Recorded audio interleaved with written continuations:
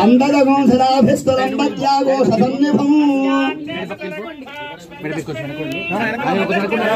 मध्ये महानग्निर्विश्वाक्षर्विश्वतो मुखः दर्यागोर्धमदस्यायिरस्मयस्तस्तसन्ददा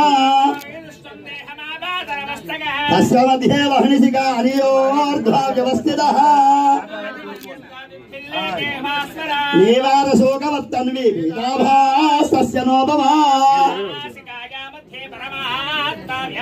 सब्रह्म सशिव सहरिष्येन्द्र सोक्षरः परमस्वराट्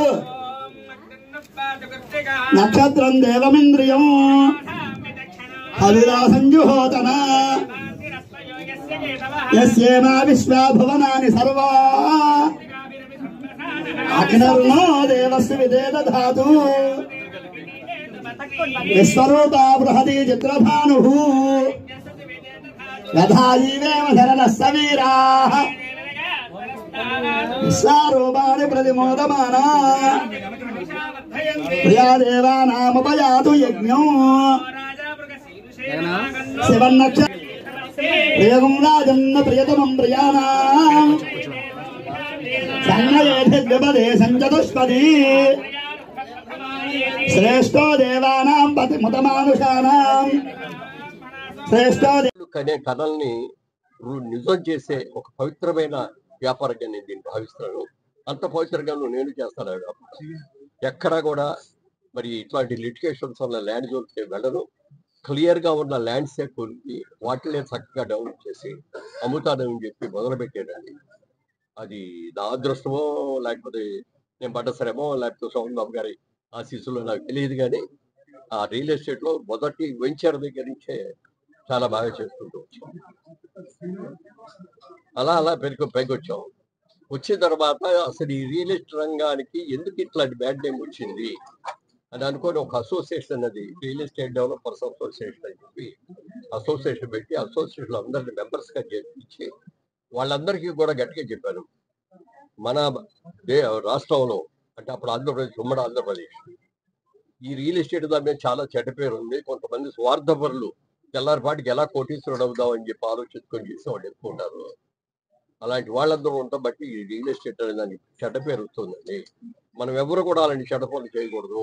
నీతిగా చెయ్యాలి, నిజాయితీగా చెయ్యాలి, మంచి ల్యాండ్ ఎక్కువ ఇవ్వాలి. మనం కస్టమర్కి ఏం చేస్తామని చెప్పామో అది 100కి 100 పాళ్ళు చేసి చూపించాలి అని చెప్పి మా అందరు మెంబర్స్ కూడా చెప్పాము. వాళ్ళందరూ కూడా చేసిన వల్ల ఆ రియల్ ఎస్టేట్ రంగానికి ఒక గౌరవాన్ని కూడా తీసుకొచ్చాం. ఆ తర్వాత నుంచి శ్రేయ మిత్రులు ఇలాంటి వాళ్ళందరూ కూడా మరి మీరు రండి మా ప్రాజెక్ట్ మీరు ఓపెనింగ్ సెరమనీ చేయాలండి, మీరు చెప్పి మీ అనుభవంతో చెప్పే 4 మంచి మాటలు మా వాళ్ళందరికీ చెప్పాలండి, మరి మాకందరికి మార్కెటింగ్ వాళ్ళు కూడా చాలా మంది ఉన్నారు ఇక్కడ, వాళ్ళందరూ కూడా మంచి సలహా చెప్పాలండి అని చెప్పి ప్రత్యేకంగా నన్ను ఆహ్వానించినందుకు చాలా సంతోషం.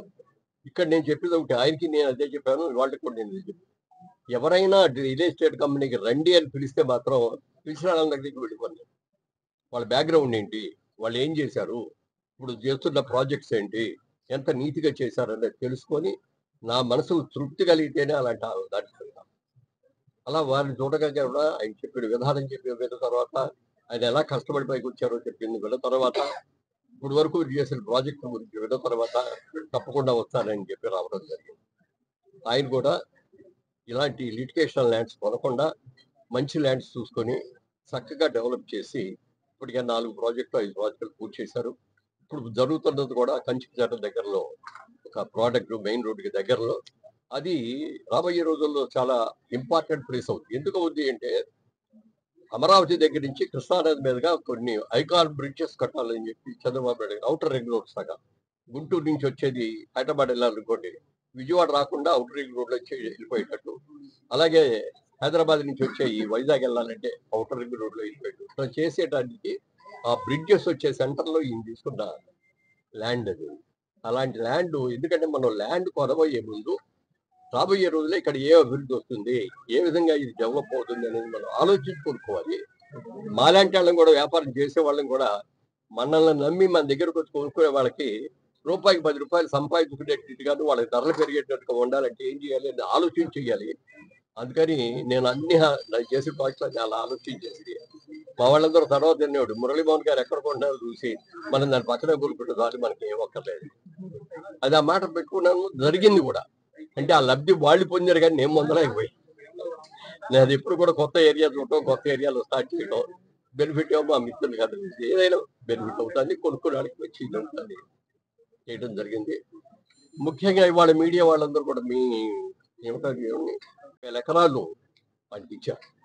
మీరు నష్టపోకూడదు అని చెప్పి చంద్రబాబు నాయుడు గారు కూడా మీ స్థలాలు మీకు డెవలప్ చేసి ఇచ్చే లోపల మీకు కౌలు ఇస్తాను అని చెప్పి కూడా చెప్పడం, ఆ కౌలు ఇవ్వడం మూలంగా వాళ్ళు లబ్ధి పొందారు, వాళ్ళకి మంచి పేరు వచ్చింది.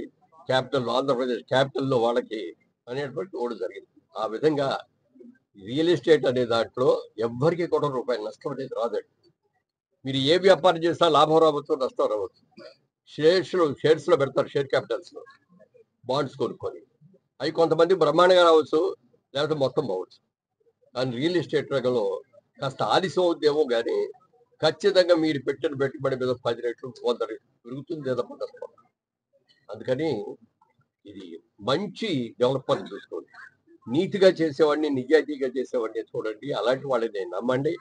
అలాంటి ఏజెంట్ల ద్వారానే మీరు తీసుకొని మీరందరూ కూడా అభివృద్ధి సాధించాలని మనస్ఫూర్తిగా కోరుకుంటూ నాకు ఈ అవకాశం ఇచ్చినందుకు వారికి సభాముఖంగా నా అభినందనలు తెలియజేస్తాను. Good luck sir, God bless you.